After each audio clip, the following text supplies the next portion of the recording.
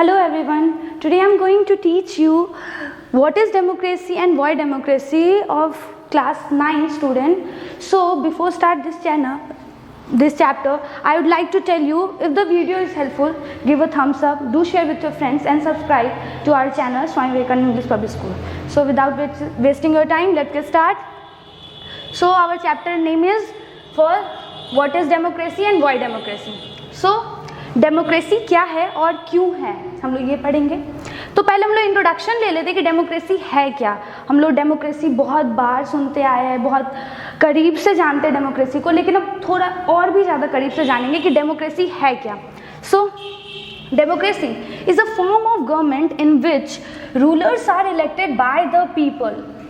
Democracy क्या है? एक फॉर्म ऑफ गवर्नमेंट का एक फॉर्म है, जो कि उसमें क्या होता है, रूलर्स जो है डायरेक्टली इलेक्ट किसके द्वारा होते हैं? पीपल्स के द्वारा, मतलब लोग के द्वारा इलेक्ट होते हैं. कौन होते हैं? गवर्नमेंट बनती है किसके द्वारा? सरकार बनती है लोगों के द्वारा, और जो रूलर्स होते हैं वो लोग चुनते हैं, हम लोग चुनते हैं. तो इस डेफिनेशन को हम थोड़ा और समझेंगे और जानेंगे कि इसमें जो की वर्ड्स है उसका क्या मतलब है. तो सबसे पहले democracy is a form of government. जो गवर्नमेंट है, किसकी गवर्नमेंट जो है वो किसकी गवर्नमेंट होती है? पहला वर्ड आ गया. उसके बाद दूसरा वर्ड है रूलर्स. रूलर्स कौन होते हैं आखिर? तीसरा वर्ड है इलेक्टेड. अब इलेक्ट कौन कर रहा है? और चौथा जो वर्ड है पूरा बाय द पीपल. पहला जो वर्ड है डेमोक्रेसी का, गवर्नमेंट क्या होती है? तो गवर्नमेंट जो है वो लोगों के द्वारा होती है. गवर्नमेंट जो बनती है, सरकार बनती है. दूसरा ये रूलर्स कौन होते हैं? जो कंट्री को रूल करते हैं, चलाते हैं, उसके बारे में बताया जा रहा है कि रूलर्स. और इलेक्टेड, जिनको चुना जाता है. और कौन चुनते हैं? बाय द पीपल, लोगों के द्वारा चुना जाता है. तो अब आप ये डेफिनेशन को एकदम अच्छे से समझ चुके होंगे कि डेमोक्रेसी का जो डेफिनेशन है वो क्या है और क्यों है. ओके. सो अब हम डेमोक्रेसी का जो फर्स्ट डेफिनेशन है इसके बारे में तो हम समझ गए, लेकिन इसको जानने के लिए हम थोड़ा दो स्टोरी को थोड़ा डिफाइन करेंगे शॉर्ट स्टोरी में.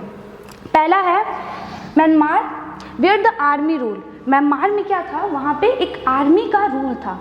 अब आप बोलोगे कि मैम आपने बताया कि यहाँ पे तो rulers are elected by the people है, यहाँ पे तो आपने समझाया कि लोग चुनते हैं रूलर्स को.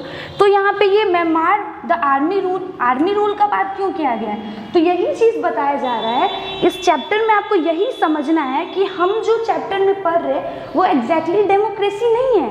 एग्जैक्टली डेमोक्रेसी तो कुछ और ही है, जो हम at the end of the chapter पढ़ेंगे. सो डोंट वरी, हम अच्छे तरीके से पढ़ेंगे.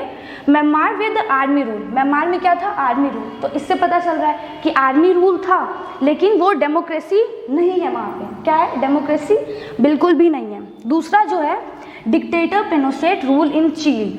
अब चील में क्या था? डिक्टेटर समझ रहे, कोई एक जन जो है वो क्या कर रहा है?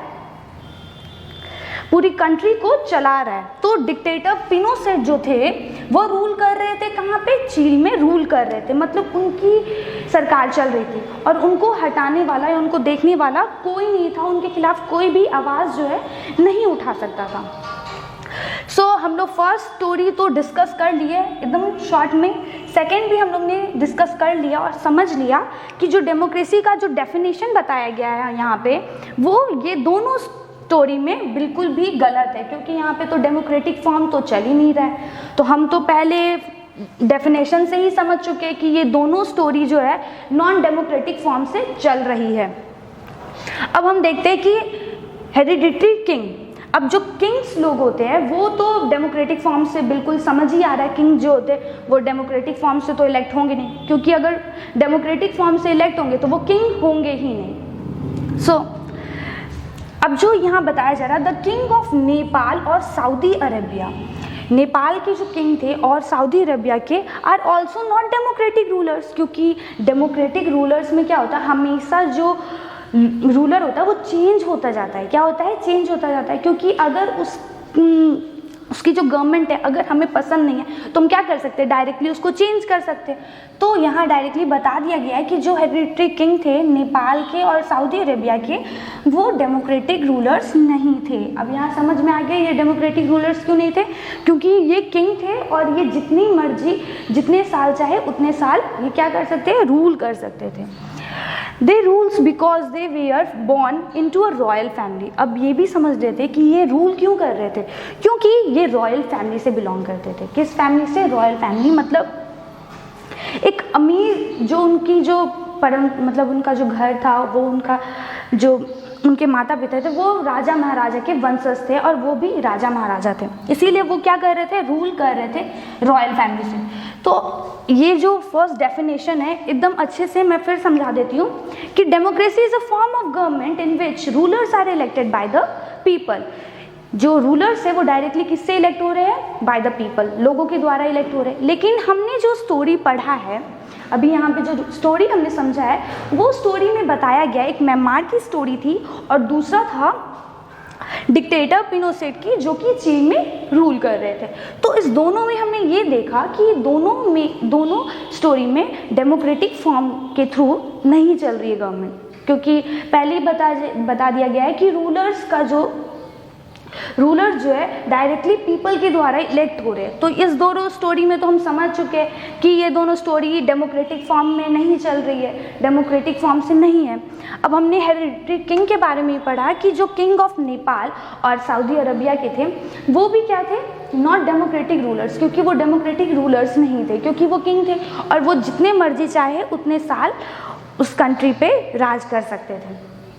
ये भी हमने पढ़ा कि जो नेपाल के किंग और सऊदी अरेबिया के किंग थे, वो क्या थे? रॉयल फैमिली से बिलोंग करते थे, सो दैट वो किंग कहला रहे हैं। अब जो फर्स्ट डेफिनेशन है अब एकदम अच्छे से क्लियर हो गया होगा। चलो अब हम लोग सेकंड जो डेफिनेशन है उसको समझते हैं।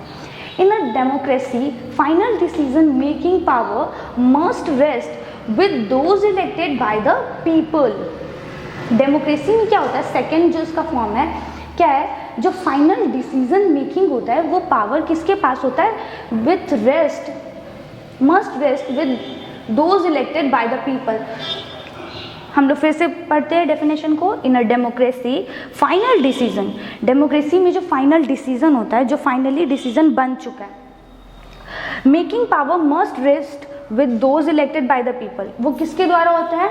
इलेक्टेड, जो हम जिसको रिप्रेजेंट कर रहे हैं, जिस भी लोग को हम रिप्रेजेंटेटिव, हम उसको वोट दे के जिता रहे हैं, तो वो हमारे व्यूज़ को क्या करेगा? एक्सप्रेस करेगा पार्लियामेंट में कि जनता की ये डिमांड है कि यहाँ पे कल कराया जाए, यहाँ की सड़क अच्छी होनी चाहिए, तो हम उसको चुन रहे हैं क्योंकि उसका मैनिफेस्टो में ये था। अगर कोई ए नाम का लीडर है, वो हम लोग को ये बता रहे हैं कि हम आपको एक अच्छा सड़क प्रोवाइड कराएंगे, हम आपको मॉल प्रोवाइड कराएंगे, एक अच्छा आपके जो विलेज है उसमें हम स्वस्थ वातावरण रखवाएंगे, इनफैक्ट जो डिजिटलाइजेशन करवाएंगे। तो ये सब चीज़ वो अपने मैनिफेस्टो में दे रहा है, लीडर ए नाम का लीडर वो अपने मैनिफेस्टो में दे रहा है। और बाद में जाके क्या होता है, वो तो ये बात सब ये चीज़ बोल रहा है, अचानक से क्या होता है, वो लीडर कैपेबल नहीं है उस चीज़ को इम्प्लीमेंट करने के लिए।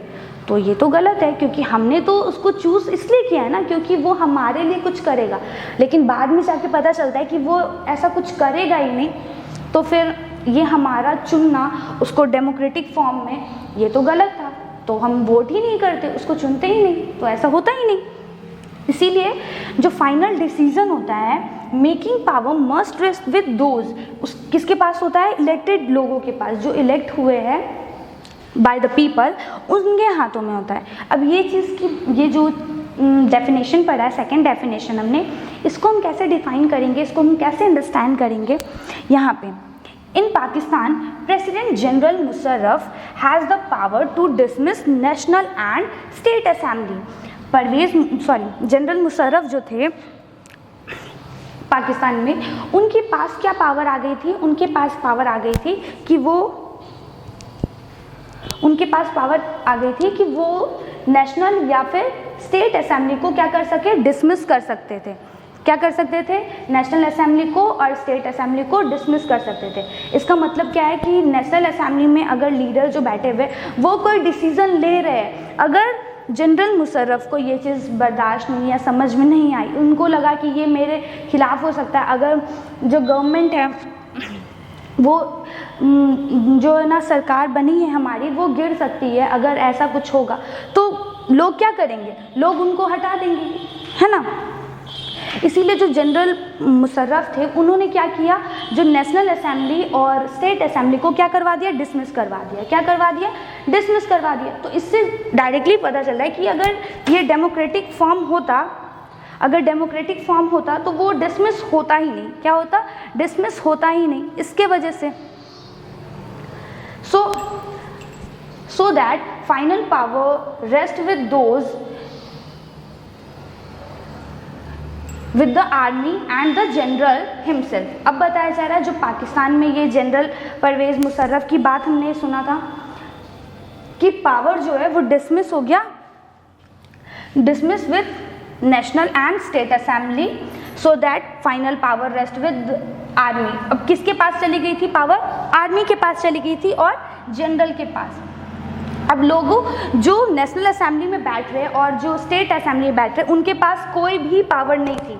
अब वो कुछ भी चाहेंगे तो वो नहीं कर सकते थे, क्योंकि जो जनरल मुशर्रफ थे वो डायरेक्टली डिसमिस कर चुके थे। क्या कर दिए थे, डिसमिस कर दिए थे फाइनल पावर को आर्मी, और वो पावर डायरेक्टली किसके पास चली गई थी, आर्मी के पास चली गई थी और जनरल के पास चली गई थी। अब वो जो चाहेंगे, आर्मी जो चाहेगी वही रूल होगा, कहाँ पे, पाकिस्तान में, और जो जनरल चाहेंगे वही होगा। तो हम सेकंड डेफिनेशन को फिर से समझते हैं कि सेकंड डेफिनेशन क्या बता रहा है डेमोक्रेसी का। सो in a democracy the final decision making power must rest with those elected by the people। जो फाइनल डिसीजन होता है वो किसके पास चला जाता है, लोगों के पास जाता है, जिनको लोग लोग के पास जाते हैं। और decision making power must rest with those elected by the people. लोगों के पास कैसे जाता है, तो लोग जिनको इलेक्ट किए हैं तो वो हमारे लिए ना कर रहे हैं, इसीलिए हमारे पास है पावर, हम जो चाहे करवा सकते हैं। लेकिन यहाँ पे क्या हुआ, जो जनरल मुशर्रफ थे उन्होंने क्या करवा दिया, ये चीज़ को उल्टा करवा दिया। वो डायरेक्टली नेशनल और स्टेट असेंबली को डिसमिस करवा दिए। क्या करवा दिए, डिसमिस करवा दिए। इसके वजह से वहाँ की जो पावर थी वो डायरेक्टली आर्मी के पास चली गई और किसके पास चली गई, जनरल के पास चली गई। और हम जो थर्ड फॉर्म है डेमोक्रेसी का वो समझते हैं। अ democracy must be based on free and fair election where those currently in power have a fair chance of losing। जो थर्ड फॉर्म है डेमोक्रेसी का वो किस पे बेस्ड है, फ्री एंड फेयर इलेक्शन पे। किस पे, फ्री एंड फेयर इलेक्शन होना चाहिए, क्योंकि इस तीनों फॉर्म, जो दो फॉर्म हमने देखा है, पहला जो डेमोक्रेसी का फॉर्म देखा उसमें क्या था, रूलर्स इलेक्ट हो रहे हैं लोगों के द्वारा bye the people. Second form हमने देखा कि जो डिसीजन मेकिंग पावर होती है with the those elected by the people, वो इलेक्टेड बाय द पीपल, लोगों के द्वारा इलेक्ट होती है। और ये दोनों में हमने समझा कि ये जो फ्री एंड फेयर तो इलेक्शन ही नहीं हो रहा है, क्योंकि फ्री एंड फेयर इलेक्शन होता तो ऐसा कुछ होता ही नहीं। लोग उसी को वोट देते जो अच्छा कर रहे हैं, जो उनके लिए भलाई का काम कर रहे हैं उनको देते।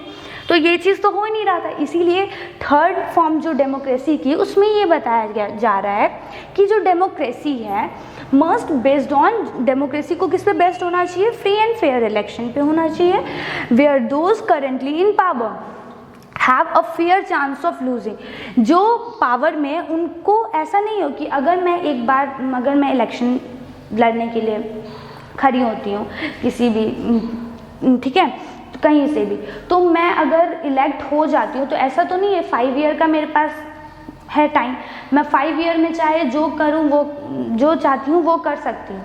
लेकिन अगर मेरे इस काम को लोग पसंद नहीं करेंगे, वो देख रहे कि मैम जो वो काम सही से नहीं कर रही है, तो वो क्या करेंगे, मुझे क्या करवा देंगे, मुझे गिरा देंगे, मतलब मेरी सरकार को क्या करवा देंगे, गिरा देंगे, या मेरे खिलाफ आंदोलन करेंगे या फिर प्रोटेस्ट करेंगे। अब हम third form of the government democracy का पढ़ रहे थे कि a democracy must be based on a free and fair election where those currently in power have a fair chance of losing. हम ये डेमोक्रेसी का थर्ड फॉर्म तो पढ़ रहे थे, इसका हम एग्जाम्पल देखते हैं, ठीक है। In China elections are held for its parliament, but all the candidates are either members of Chinese Communist Party or 8 smaller allies of party। अब देखो चाइना में तो इलेक्शन हो रहा है, लेकिन लोगों के पास, चाइनीज़ पीपल के पास क्या है कि उनके पास सिर्फ या तो कम्युनिस्ट पार्टी को वो वोट दे सकते हैं, क्योंकि अब देखो अगर यहाँ पे हमारे यहाँ क्या होता है, मल्टी पार्टी सिस्टम है, लेकिन चाइना में क्या है कि या तो कम्युनिस्ट पार्टी रहते हैं या फिर 8 अलाइज ग्रुप है, जो कि जो कम्युनिस्ट पार्टी है उसमें 3000 जो लोग को इलेक्ट किया जाता है, और वही लोग जो है वो आर्मी को भी इलेक्ट करते हैं।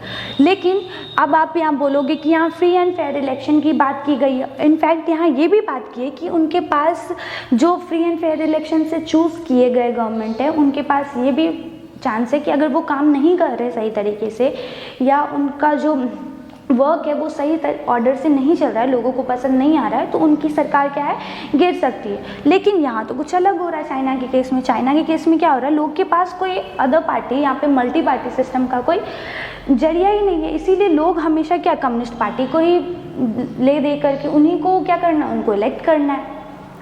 और दो जो पार्लियामेंट बन रहा है चाइना का, उनसे क्या हो रहा है कि जो कम्युनिस्ट पार्टी के लोग हैं वही इलेक्ट हो रहे हैं। इससे क्या हो रहा है, कोई भी डेवलपमेंट जो है लोगों के हित में वो नहीं हो पा रहा है।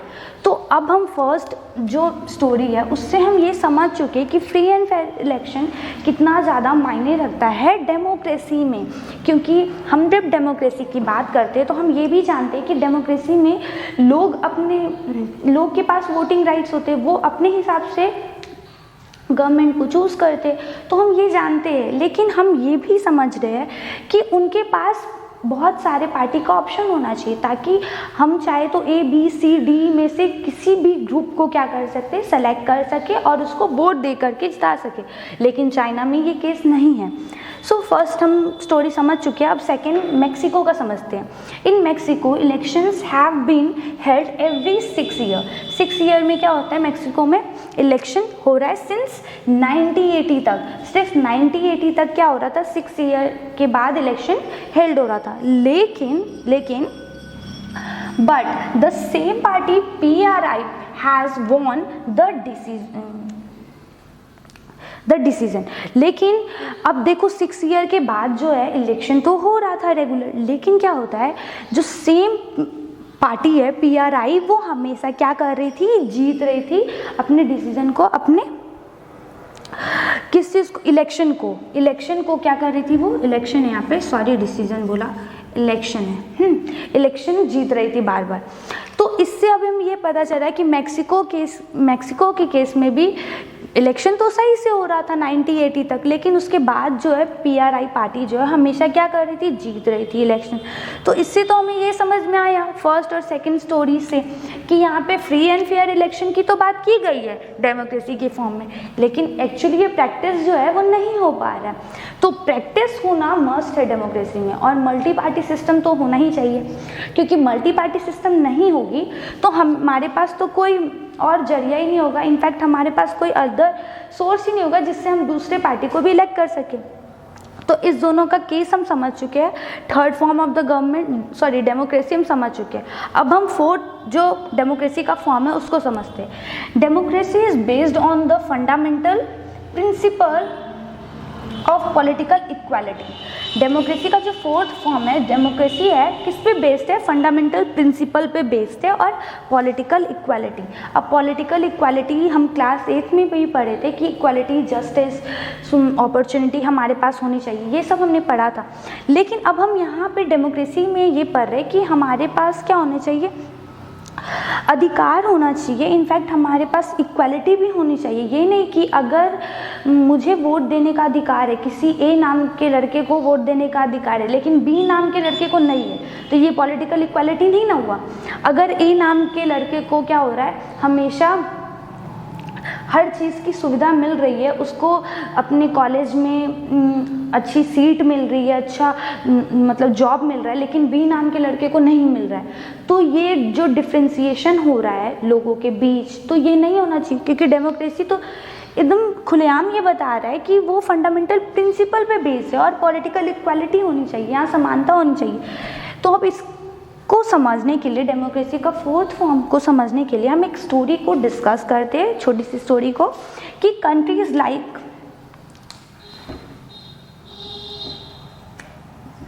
Countries like Saudi Arabia womens are not allowed to give vote. Womens को क्या था, अधिकार नहीं था वोट देने का 2015 तक।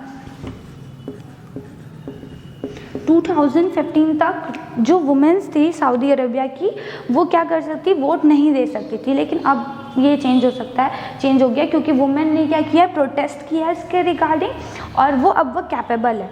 लेकिन ये चीज़ तो यहाँ पे भेदभाव, यहाँ पे डिफ्रेंसिएशन बताया जा रहा है कि वुमेन्स को यहाँ पे अलाउ नहीं है, वोट नहीं दे सकती। वो क्यों नहीं दे सकती, इसीलिए उन्होंने क्या किया, प्रोटेस्ट किया। तो अब अगर हम खुलेआम प्रोटेस्ट करेंगे, पीसफुल प्रोटेस्ट नहीं करेंगे, तो ये भी हो सकता है कि हमें गवर्नमेंट जो है, वहाँ पे जो सरकार चल रही, वो हमें हराश करे, हमें तकलीफ पहुँचाए। तो ये तो बात अलग है। लेकिन जो फोर्थ फॉर्म है डेमोक्रेसी का, उसमें हम समझे कि पॉलिटिकल इक्वालिटी होनी चाहिए, ये फंडामेंटल प्रिंसिपल पे बेस्ड है। तो अब हम सऊदी अरेबिया का एग्जाम्पल भी देखिए कि अब उनको क्या है, वोट देने का अधिकार है, वो गवर्नमेंट को क्या कर सकती है, चूज़ कर सकती है। सो फोर्थ फॉर्म अब समझ गए। अब फिफ्थ फॉर्म पे चलते हैं। जो डेमोक्रेसी का फिफ्थ फॉर्म क्या बताता है कि a democratic government rulers with in limit seat bye constitution and citizens right. अब जो लोग हैं, डेमोक्रेटिक गवर्नमेंट में क्या होता है, जो रूलर्स होते हैं उनके पास कुछ ही समय का, जैसे 5 साल, किसी के यहाँ 6 साल या फिर 4 साल, जैसे अमेरिका में हर 4th ईयर में क्या होता है, इलेक्शन होता है। हमने मैक्सिको में देखा कि हर 6 ईयर में क्या हो रहा था, इलेक्शन हो रहा था 1980 तक, लेकिन उसके बाद वो चेंज हो गया था। इंडिया में क्या होता है, हर 5 ईयर पे इलेक्शन होता है। तो उनके पास क्या लिमिट सीट है, कुछ ही मतलब कुछ ही, जो 5 साल का जो अवधि है वो है, कहीं पे 4 साल का और कहीं पे 6 साल का। तो ये क्या दिया गया है, कॉन्स्टिट्यूशन एंड सिटीजन्स राइट, ये कॉन्स्टिट्यूशन में लिखा गया, और लोगों का भी अधिकार है कि हर 5 साल पे इलेक्शन होना चाहिए इंडिया में।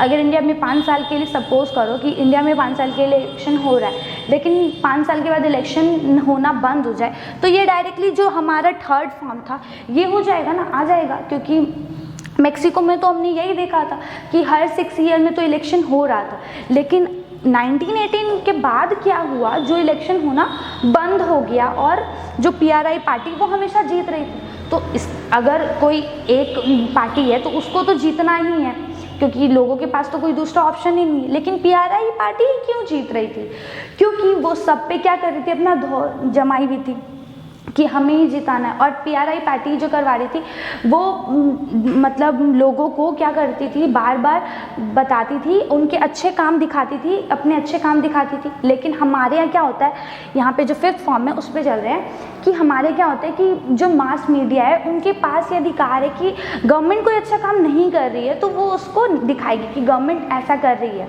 लेकिन और ये भी है कि अपोजिशन पार्टी है डेमोक्रेसी में, क्या होता है, अपोजिशन जो पार्टी है वो अगर जो रूलिंग गवर्नमेंट है वो कोई गलत काम कर रही, तो डायरेक्टली अपोजिशन पार्टी के पास ये अधिकार तो है कि वो डायरेक्ट प्रोटेस्ट कर सके। लेकिन बहुत जगह हमने चाइना का एग्जांपल लिया कि वहाँ पे प्रोटेस्ट भी बहुत मुश्किल से हो पाता था, इनफैक्ट मैक्सिको का भी देखा। तो फिफ्थ फॉर्म में हम ये समझे कि रॉबर्ट के बारे में समझ रहे हैं कि रॉबर्ट मुगेब जो है is a president of Zimbabwe, वो जिम्बाब्वे के प्रेसिडेंट थे। He is ruling there for last 38 years. वो 38 ईयर्स से रूल किए ही जा रहे थे। हमारे यहाँ हर 5 ईयर पे क्या होता है, इलेक्शन होता है। हर 5 ईयर पे, कहीं पे 4, कहीं पे 6 ईयर पे इलेक्शन होता है। तो ये एक टाइमिंग बना हुआ है कि हर 6 ईयर में इलेक्शन, 5 ईयर और 4 ईयर में इलेक्शन होना ही होना है, मस्ट है। ये क्या है, पूरा मस्ट है, होना ही होना है इलेक्शन। लेकिन जो जिम्बाब्वे का केस था, वहाँ पे 38 ईयर्स से जो रूलर थे वो वही बने हुए थे, और वहाँ पे इलेक्शंस जो है, इलेक्शन हो भी रहा था या फिर इलेक्शन नहीं भी हो रहा था, तो भी 38 ईयर्स तक कौन राज कर रहा था, रॉबर्ट जो थे वो राज कर रहे थे। तो इसमें तो ये बताया गया है डेमोक्रेसी के फिफ्थ फॉर्म में कि लिमिटेड सीट होनी चाहिए, 5 साल का जो सीट है वो होना चाहिए, 4 साल का जो होना चाहिए। लेकिन यहाँ पे तो बिल्कुल गलत है। तो अभी तक में हमने जो 5 फॉर्म ऑफ द डेमोक्रेसी का समझा है, तो उसमें एक एग्जाम्पल भी समझा जिससे हमें समझ में आ रहा है कि जो डेमोक्रेसी है वो रन कैसे कर रही है और एक्चुअली में इसका मतलब क्या है। तो जितनी भी स्टोरी है वो मस्ट है, क्योंकि एग्ज़ाम पॉइंट ऑफ व्यू ये जो फॉर्म ऑफ द डेमोक्रेसी की फीचर्स मैंने बताया, ये एग्ज़ाम पॉइंट ऑफ व्यू से भी बहुत मस्ट है और इसको एकदम अच्छे से समझना है। आप खुद से भी एग्जाम्पल बता सकते हो, आप अपने अगल बगल में नेबर में भी देख सकते हो कि क्या हो रहा है। कोई दूसरे को अगर उसके पे कोई अगर उसको डिस्क्रिमिनेट कर रहा है तो आप जा करके उसको बता सकते हो, या फिर इनफैक्ट आप अपनी क्लास में भी देखते हो कि कोई अगर काला गोरा है तो उसमें भी आप देख सकते हो कि कोई उसको डिस्क्रिमिनेट ना करे। तो डेमोक्रेसी में तो ये नहीं कि अगर कोई मॉनिटर बन गया है तो वो हर जब हम नेक्स्ट क्लास में जाते हो तो मॉनिटर चेंज होता है, लेकिन डेमोक्रेसी में बताया गया कि यहाँ पे लिमिटेड सीट की बात की गई है। वैसे ही मॉनिटर के साथ होता है, उसका भी लिमिटेड सीट है, वो 1 ईयर तक राज करेगा, उसके बाद वो चेंज हो सकता है, या फिर वो अगर प्रिंसिपल से या फिर टीचर्स से मिला हुआ है तो वो हो सकता है कि अगर उसको क्लास टीचर बहुत ज़्यादा प्यार करते तो वो फिर से बन जाएगा मॉनिटर। लेकिन डेमोक्रेसी में तो ऐसा नहीं होता है ना, अगर हम जिसको चाहेंगे हम उसको इलेक्ट करेंगे। अगर हम चाहते कि ए नाम का लीडर है वो ना जीत करके बी नाम का लीडर जीते तो ऑब्वियसली वो जीतेगा। So democracy is all about ruling by the people. जो रूल हो रहा है वो किसके द्वारा हो रहा है? लोगों के द्वारा हो रहा है। तो फर्स्ट पॉइंट क्लियर था हमारा, सेकंड, थर्ड, फोर्थ और फिफ्थ पॉइंट क्लियर था। फर्स्ट पॉइंट में हमने देखा था कि किंग्स जो है वो कैसे रूल कर रहे हैं। इनफैक्ट हमने ये भी देखा था कि म्यांमार का देखा था कि यहाँ तो फर्स्ट पॉइंट में बताया गया था कि रूलर्स जो इलेक्टेड होते हैं बाय द पीपल से, लेकिन यहाँ पे आर्मी रूल हो रही है, यहाँ पे तो लोग रूल नहीं कर रहे हैं। और हेरिडिटरी किंग के बारे में देखा था कि यहाँ पे नेपाल और सऊदी अरेबिया में किंग रूल कर रहे हैं। Second form of the democracy में हमने देखा था कि जो फाइनल डिसीजन है वो लोगों के हाथ में होता है, इनडायरेक्टली लोगों के हाथ में होता है, लेकिन पाकिस्तान में क्या था, ये चीज़ नहीं हो रहा था। Third form of the democracy में हमने देखा था कि फ्री एंड फेयर इलेक्शन होना चाहिए, तो फ्री एंड फेयर इलेक्शन नहीं हो रहा था, जिसके वजह से क्या होती बार बार एक ही पार्टी जीत रही थी, that is communist party in China में कम्युनिस्ट पार्टी जीत रही थी। अब फोर्थ डेमोक्रेसी के फॉर्म में हमने देखा था कि जो democracy is based on fundamental principle और पॉलिटिकल इक्वालिटी होनी चाहिए, जो कि सऊदी अरेबिया में वुमेन्स को नहीं मिल रहा था 2015 तक, अब जा करके मिल गया। सो फोर्थ पॉइंट क्लियर है। फिफ्थ पॉइंट में हमने देखा था कि लिमिटेड सीट होनी चाहिए डेमोक्रेसी में और सिटीजन्स को राइट मिलना चाहिए, जो कि जिम्बाब्वे में जो रॉबर्ट थे उनको क्या था कि 38 ईयर्स तक वो क्या कर रहे थे, अपन राज कर रहे थे। तो ये चीज़ बताएगी कि 38 ईयर बहुत बड़ा साल होता है, बहुत बड़ा टाइम है। तो हमारे यहाँ तो हर 5 ईयर में इलेक्शन हो रहा है, लेकिन वहाँ पे क्यों नहीं हो रहा था? This is all about democracy, what is democracy. अब हम नेक्स्ट पार्ट में पढ़ेंगे वॉर डेमोक्रेसी। सो स्टूडेंट्स, आपको किसी भी तरह का क्वेरी हो इस चैप्टर में, अगर किसी भी तरह का डाउट हो तो आप हमें ईमेल करके अपनी क्वेरी को बता सकते हो। ये हमारा ईमेल है mysvps@gmail.com। तो हम कोशिश करेंगे कि आपकी क्वेरी को सॉर्ट आउट कर सकें। So till then, bye bye.